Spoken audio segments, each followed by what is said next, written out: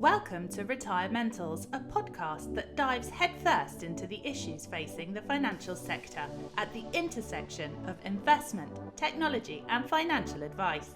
Hosted by Abraham Okusanya, you can expect raw honesty, critical analysis, and energetic interviews. Here is your host, Abraham Okusanya. Hello and welcome to Retirementals. I am Abraham Okusanya and it's great to have you here on the podcast.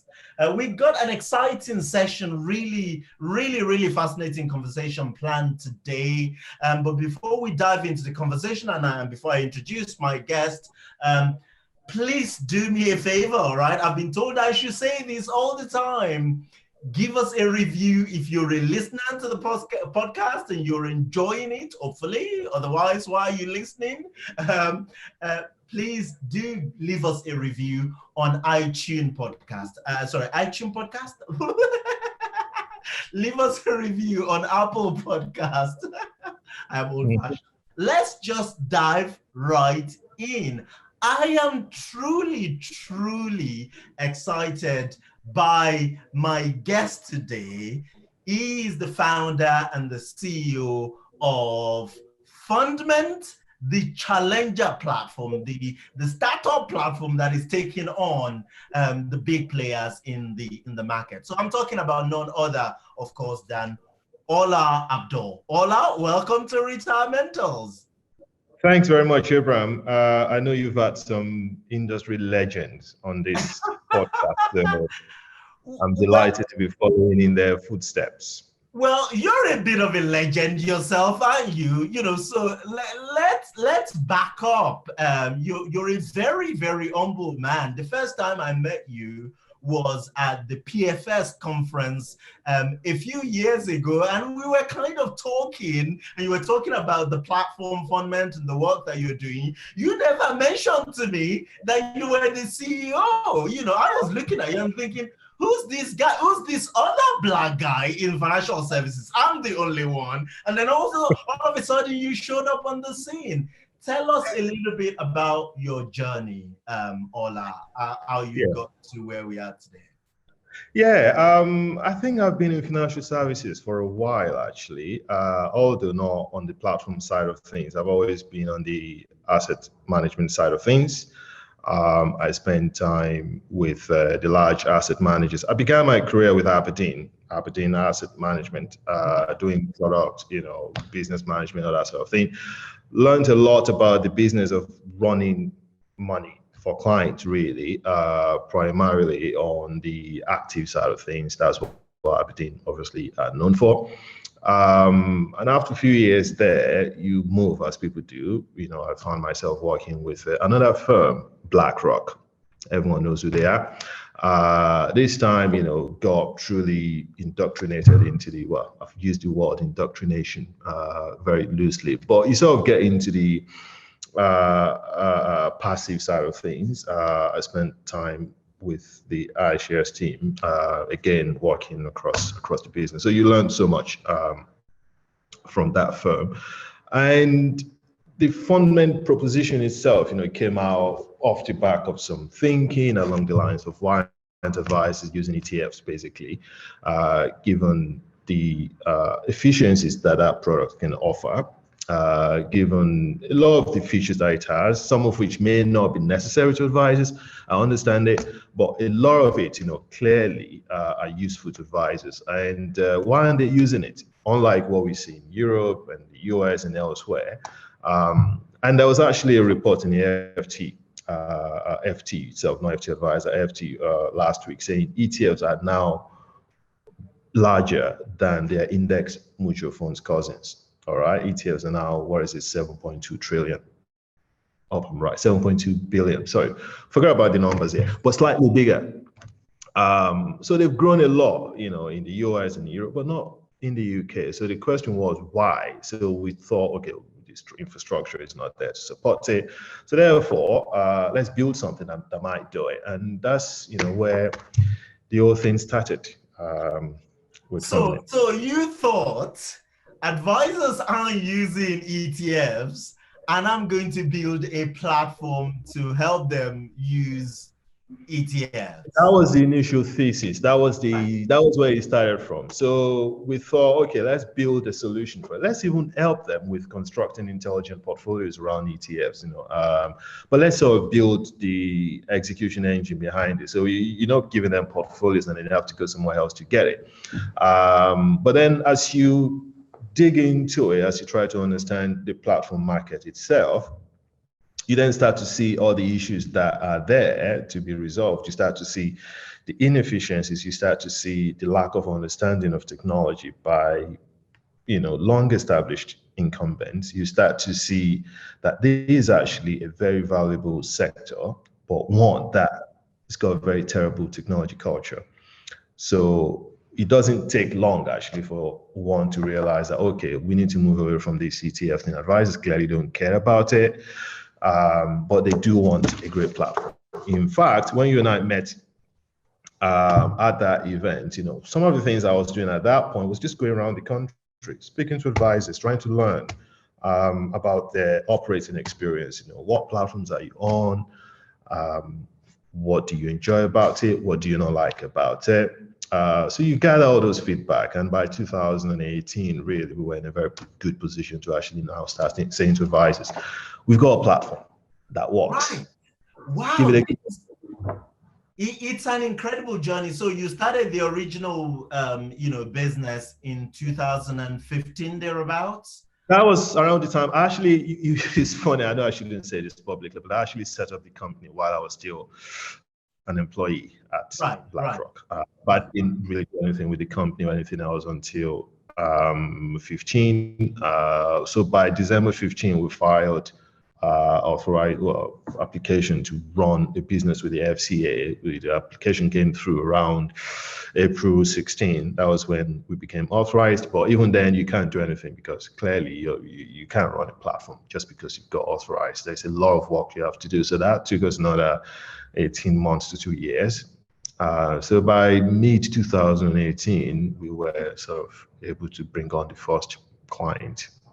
So that is the journey really, and the journey continues, because there is still so much more stuff we're building. The platform has been built by our team here in London, with love, of course, and going through every pain you go through trying to build technology to support advisors is enjoyable, is fun, it's exhilarating actually, but it's also incredibly painful because you need to build something that will support a wide range of advisors, and they all have varying operating models. Some of them will use model portfolios, some of them won't. Some of them will, even within model portfolios, they have various ways they do it. Some of them would rebalance, some of them do rebalance, some of them want fixed, some of them want drifting, doing all that along with your core platform operations, which is incredibly complex. The more we do this, the more we realize, my goodness, platform business is not easy. I think the industry at some point would do better to at least give platforms a bit of credit, because I see people's, I would never slag off any platform because I appreciate now how really difficult it is. But it's a key part of the advice process. And I think we all have a responsibility to make sure we get it right. So it's an incredible journey that, you started out, you, I guess, pivoted and focused on the platform side of things. So just give us a helicopter view today in terms of the business, the people in the business, and more importantly, what your core sort of your value proposition to financial advisors. Yes. Well, I think, we've grown a lot, actually. For example, this time last year, it was we're still a team of around, 2018 was me, our CTO, and 2 other software engineers, 4. 2019, the team went to like 8. By this time last year, it was a team of around 12. Today, we're around 20, 23-ish. Heavily tilted towards software engineering. I think the back-end team is about 40%, front-end team another 20%, then the design team, maybe, 2 people or so there, and then distribution, support, sales, and the rest of it. We are sort of still early days, working with around 100 firms now, and a lot of these firms are migrating their business to us from the other platforms they're on. And they sort of vary in size. We've got national firms using us, we've got firms that are somewhere in the middle using us, and we have the sort of smaller firms as well using us. For us, and this is the core proposition, for us, it's not the size of a firm is not what is important to us, it's the mindset of the firm, is the way they run portfolios, for example, is whether they appreciate the power of automation, in a platform, which in turn means, we would prefer them to be sort of running some sort of centralized investment proposition, be it one that they're running themselves or one that they've outsourced to somebody like yourself, to run for them. That is our ethos, really, and all the automation we built behind the scenes is meant to sort of make life easier for not just the advisors, but for whoever is running the portfolio for them. And also, more importantly, the end client, making sure they get the best value ever. So, yeah, we always,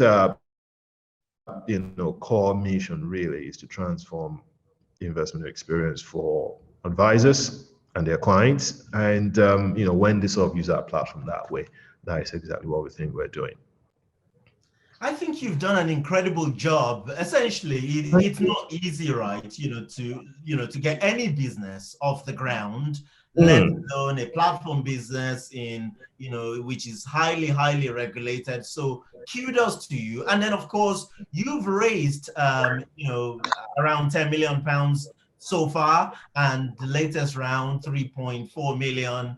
Can you unpack the funding process, the fundraising process for our audience? How does this work when you go to VC? Tell us that journey when you raised the first round and the second and that one you need. I think you need a bit of luck to raise money for an early stage business. Obviously, you need a good proposition, you need a good team that investors can believe, because at that point, quite frankly, you don't have any data to back anything you say to them. It comes down to whether they believe in your vision, whether they believe in you and your team, and whether they believe you're addressing a market that is of real value. And the fact that there's been a lot of investment into this sector in the last year or so will support our investors with the belief they had in us. So the first investment was a firm in Oxford, it was a small micro VC over there. I was introduced to them, went over there to Oxford, presented the business to them. This was 2015, early 2016. Presented it to them, just PowerPoint. We wanted to do this, would you invest?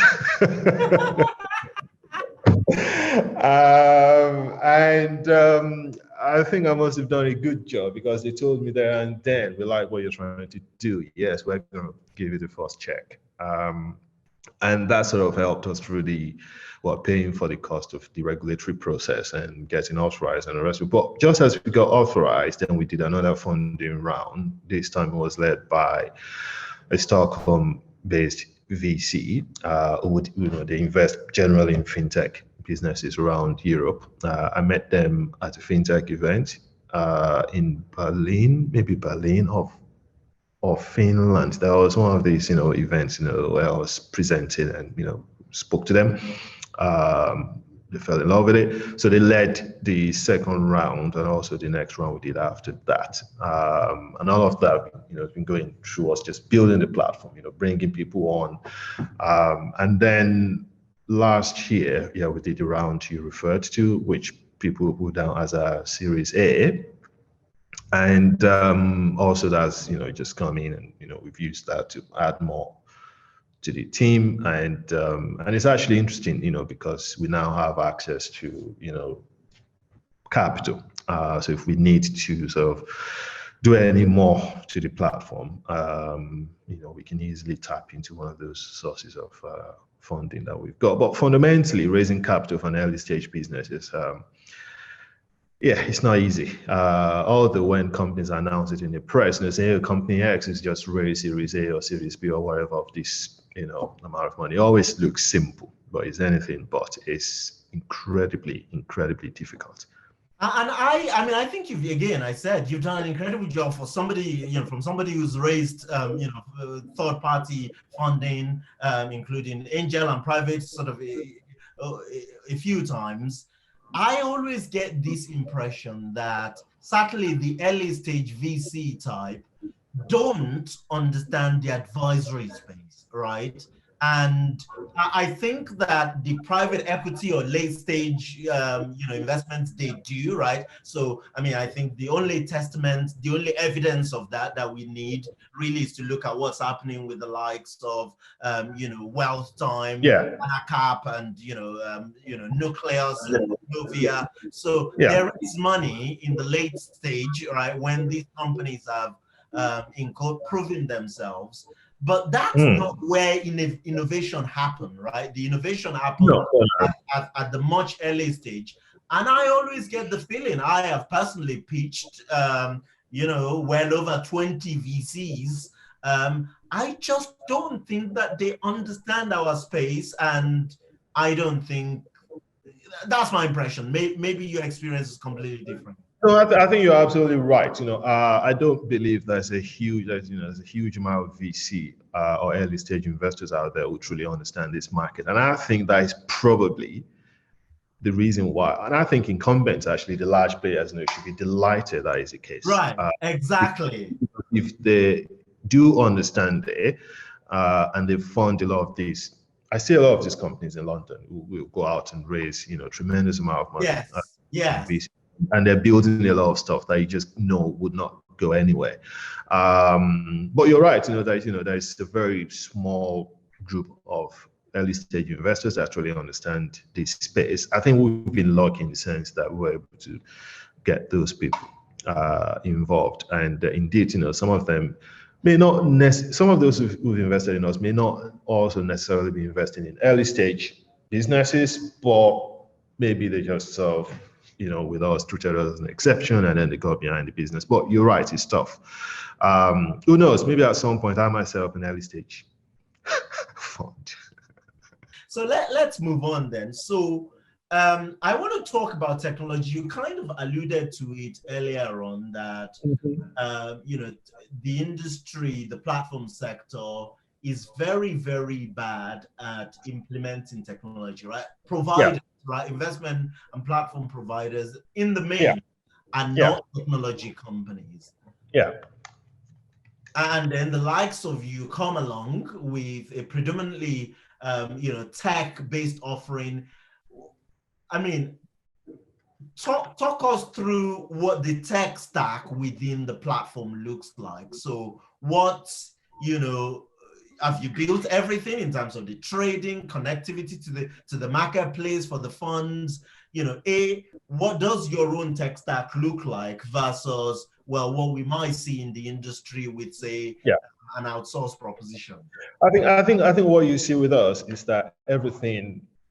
I always say one of the differentiating factors, between a platform, let's say, a software-driven platform, say us as an example, against, say, any other SaaS, software as a service tool out there, is that our platform, despite the fact that we're building everything we've got, you don't operate in isolation, if you know what I mean. You have to somehow connect to the industry. You have to be connected to the industry. You have to be able to engage with fund managers and other platforms and so on and so forth. Because if you don't, you're just not in the business.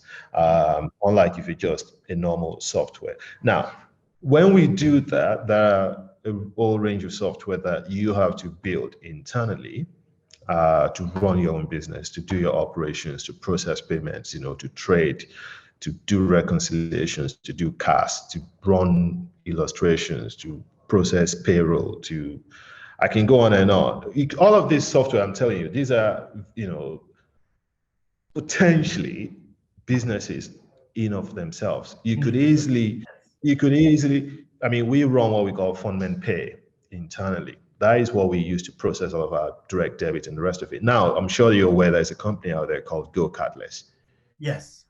We could compete with Go Cardless with Fundment Pay, basically, and Go Cardless is valued at nearly $1 billion. And there are lots of other software you have within Fundment that we've built ourselves to sort of govern and administer various platform functions that we CAS is also another one, client money operations, which is a heavy part of a platform work. So we would run all of that reconciliations every day for asset, for cash, making sure that they tie up and what client owns what. And all of that stuff are just regulatory stuff. And you have to do that to a very high level of accuracy. And it's not easy. So that is what we've built, and a lot of that, as I said, they're all being built in-house. I mean, we can go, deeper into the tech stack and the rest of it, but I'm sure your listeners will probably be bored by that. Other than the fact that the tech stack, that we run internally, obviously we'll use open source software, which we also contribute to, by the way. To design all of that stuff, build it, maintain it, test it, and all that, deploy it to the production environment. And then we would also then use all of that proprietary tech we've built to connect with the industry. So there are some industry-led utilities that we would consume ourselves. We're not going to build an utility for the industry, purely because you don't have the network capability or the network effect, as I say. You don't have that. People already use Origo, right, for transfer, so we have to consume that. People will use Carlstone, we have to sort of connect to that to make sure we can interact with fund managers. All funds, slightly different from Carlstone, but the same sort of thing, really. You need them to connect with fund managers and so on and so forth. So that is what we look like. Now, other platforms will probably just not even build anything. They may just say, okay, we're just going to, all of this stuff I've described just now, we just pass all of that on to FNZ. And FNZ will do all that for them. We'll do all the CAS thing for them, manage payments for them, manage trading for them, manage transfers for them, manage everything. So then the question is, what are the platforms doing then? Well, they provide support and distribution and brand on top of it, right? That's what you've got out there. And then there might be others where they're sort of in the middle, where they might say, we'll pass on some of the back-end heavy-duty platform operations to someone else, maybe FNZ, maybe Bravura, whoever, but we will build our own front end on top of it to add a bit of differentiation, so that when an advisor is using Aviva, or when they're using Standard Life, it won't look the same to that advisor. I don't know if you've used two different banking brands within Lloyd's. Try it. If you have an account with Lloyd's Bank and Bank of Scotland, your listeners can try it as well. The front end is the same, which tells you they're all operating off the same operating stack. All right. So if you've got a lot of platforms, just using the same stuff they might get from Bravura, chances are that is what they would get. But some platforms may take the view that let's differentiate a little bit, build that front end, but the operating engine and the sort of teeth behind the whole thing is still the same stack. So it depends on how our platform operates. From our standpoint, we run everything. The only thing we don't build is anything that is industry utility, which we would just consume ourselves, because we're not going to build that and then ask everybody to come to us. It would be nice. Maybe we get to a point where we're so influential, and then we start looking into that. But for now, I think we're just concentrating on what we can control. We're very excited by our partnership with Timeline, which is of huge value to us. Advisors, if you're sort of following this, we are building a very strong engine with Timeline that would allow them to benefit from the rich data and analytics that Timeline has on retirement planning, and through few clicks, an account can be opened with Fundment. We are very excited by that, and I'm sure the two teams are working hard to make sure that comes to the market very, very soon. So yeah, watch out for that one. It's incredible, actually, that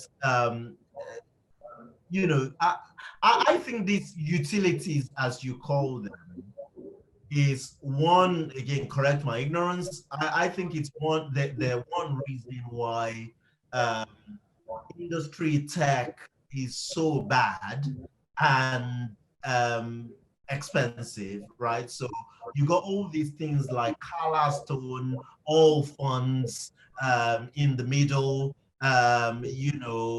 What's the other one? Origo. I mean, I refer to Origo as technology, non-technology.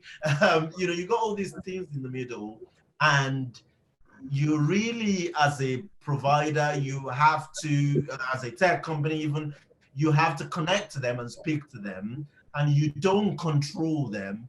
And so, therefore, I feel that, and these are technology that are built, more than 10, maybe 20 years ago in some cases.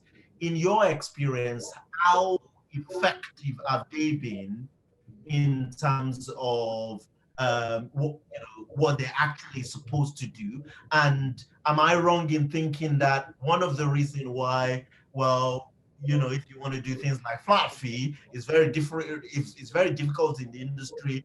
Is that you got all these things in the middle that are essentially charging basis points, and therefore, unless you can influence them or change what they do, which you are not going to be able to, the status quo persists, so to speak. Yeah, it's not that straightforward. I'm wrong. It's okay. I'm used to everybody. It's more complicated than that. Some of them are effective at what they do, and some of them perhaps are less so. And there are some of them that actually add to the work we do. For example, I think Origo is actually pretty good, although the technology could be better. But in terms of what they're trying to do to sort of accelerate the transfer process and make it electronic and quick and fast, it's quite good. And I don't think you can expect one company will be responsible for its development. I think it has to be an industry thing, and that's exactly what is happening, and we support that. And if we have to, of course, whatever expenses, that they've got that we have to sort of pay or contribute to, then fine, it is what it is. And then there are others, where you need them to, engage with fund managers. Carlastone is an example, and I think they're also doing a good job. And they don't necessarily, I don't think the platforms that people say are expensive 35 days. I don't think that's the reason why those platforms are 35 days one or whatever. I think fundamentally the reasons why they are expensive is just because of the platform operation itself, which is where the vast majority of cost would be incurred. And it's a ridiculously expensive process. It really is. And of course, you've got regulatory costs, that platforms have got. Some of this is also percentage driven. So yeah, you could have this conversation, all day, really. Just keep going round and round trying to figure out what is going on. But yeah, there are some industry utilities that are very, very good. They're very valuable. Can they get better? Yes. Can they make the live platform easier? Yes. But more importantly, though, is the main question: can other operators in the platform market get better and use technology better? I think, yeah, on that one, we still have a long, long way to go, because people are still just dependent on outsourced technology, and I don't see that ending anytime soon. Yeah, no. So before we move on from that point around technology, is I have always wondered, and I don't think I have an answer yet, so I'm interested in your perspective on the impact of whether you go outsourcing versus outsourcing for the platform technology, the impact on the ultimate valuation of the company. So the industry standard for success is, of course, Transact. And the last time I spoke to Transact CEO, the Transact CEO John, and he was basically saying to me, well, we are what's the word he uses? We are a compulsive insourcers. In other words, we build and own the technology ourselves. Transact's, of course, a £2 billion company. And you look at, say, Agri's Lansdowne, again, aggressively insourcing and ownership of the technology stack. Yeah. Of course, the history. And then you see the like of AJ Bell, sitting in the middle. So they kind of take some technology from GBST, but they overlay their own on top. But again, a runaway success in terms of the valuation of the company. And then there are, I am afraid to say, all the others, right? So you have Novia, 7IM, Nucleus. Again, I like the work that I respect what these guys have accomplished, but they're not $1 billion companies or £1 billion companies, and I couldn't explain the huge or significant difference in valuation just by looking at assets, or I guess you can to an extent with profitability and margin.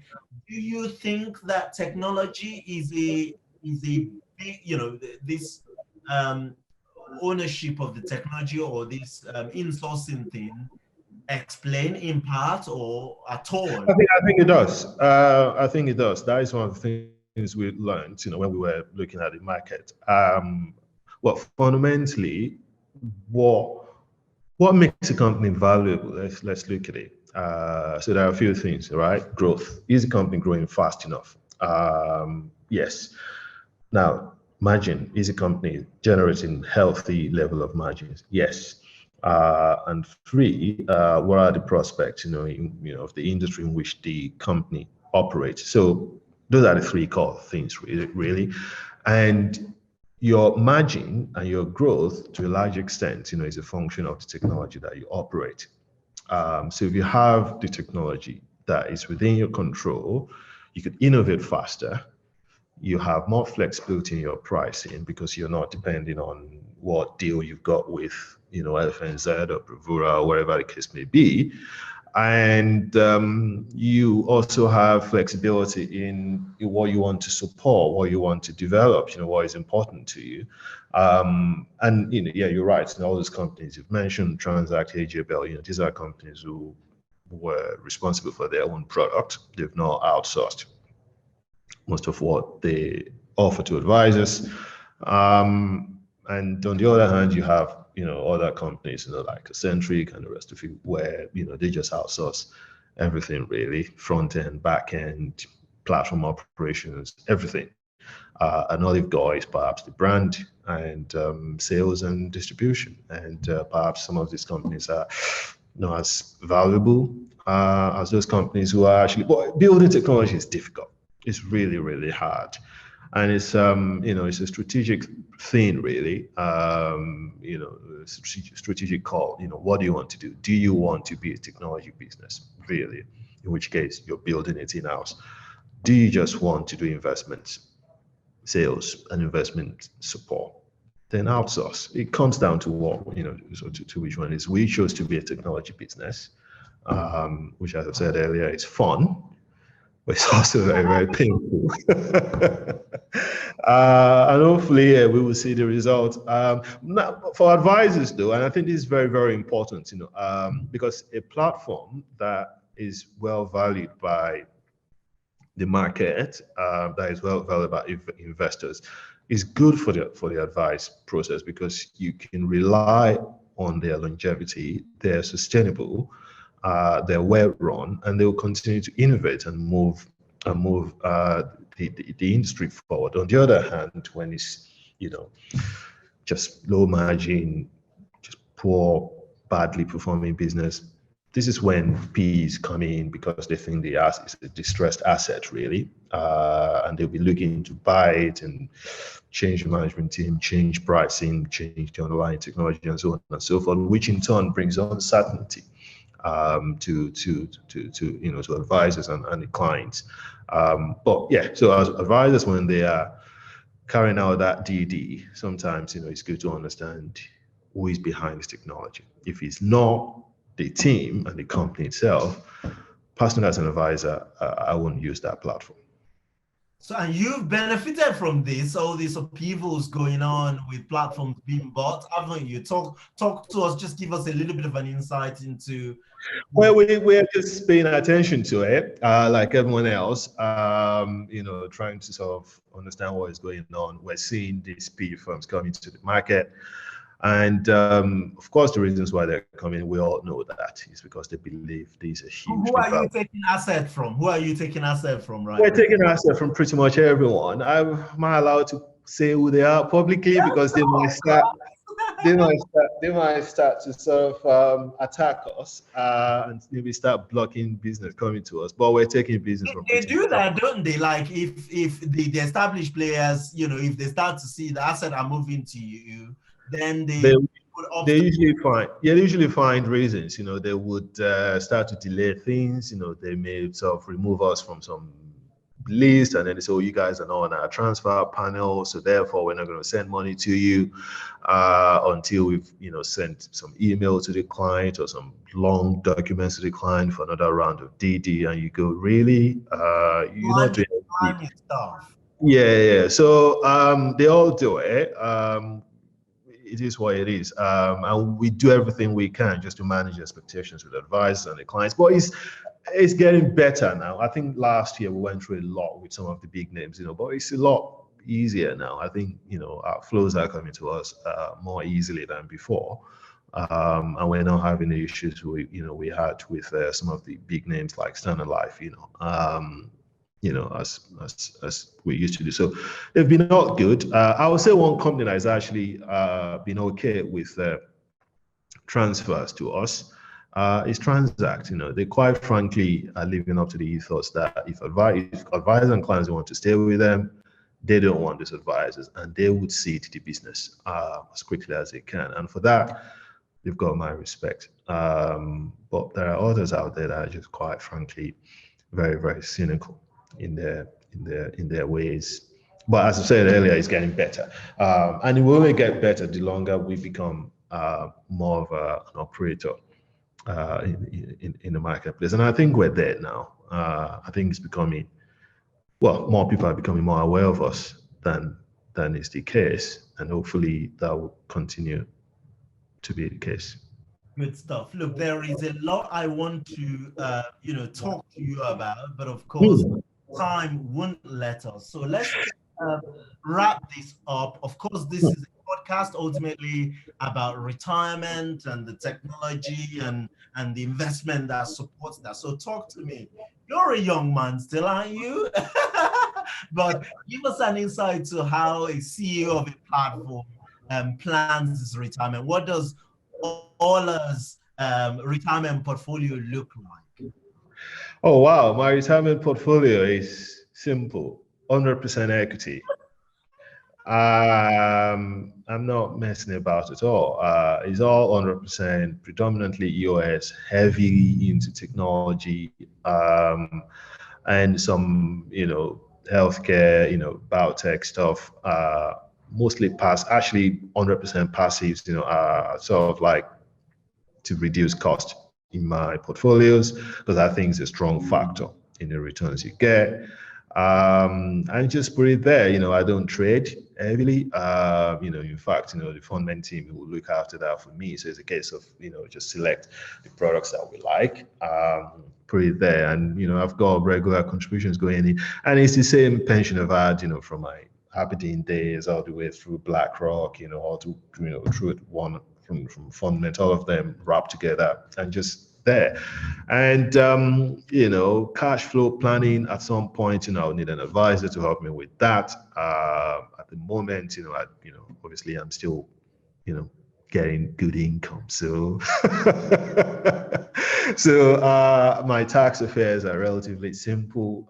You just file your tax returns and you pay a year, and then the rest of it, you file your tax returns. And I'm not into property. As such, probably, other than, the place you live, I don't, do buy to let, that sort of thing.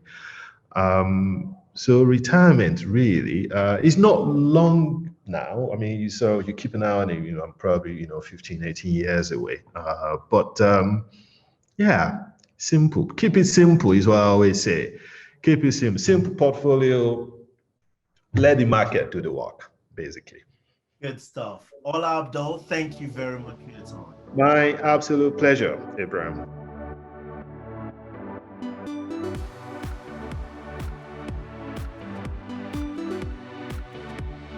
I'll be remiss if I don't thank my incredible team who worked very hard to put this program together, led by my producer, Hannah Dickinson. Thank you very much, guys. I'd like to thank our sponsors, Timeline App, the retirement planning software, and Batefolio, the high-tech, low-cost, flat-fee model portfolio manager. And to you, our listeners, thank you for your time. I hope you've had as much fun listening to the program as we have making it. You can find more about the show at retirementals.co.uk, and you can follow me on Twitter. My handle is Abraham on Money. Until next time, thank you and goodbye.